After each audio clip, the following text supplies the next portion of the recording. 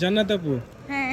এই যে দীর্ঘদিন পর মাগুরাতে আসলেন, মাগুরার মানুষের জন্য ভালোবাসা কেমন এবং মাগুরাতে এসে কেমন লাগতেছে?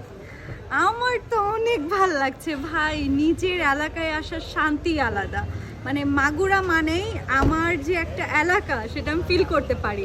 আর মাগুরার যে একটা ঘ্রাণ, এটা আমার যে কাছে যে কি যে ভালো লাগে আচ্ছা আচ্ছা। সেটা আমি বলে বোঝাতে পারবো না। আমার মনে হয় এটা সবার কাছেই, দীর্ঘ অনেক দিন পরে যারা মাগুরাতে বা নিজের এলাকায় আসে তাদের কাছে তাদের এলাকার যে একটা স্মেল, এটা যে কি যে ভালো লাগে আচ্ছা সেটা আচ্ছা। শেয়ার করে আমি বোঝাতে পারবো না। আচ্ছা, অনেকে জানতে চাই যে জান্নাত আপুর বাসা মাগুরাতে কোথায়, এটা কি বলা যাবে না না, সিক্রেট?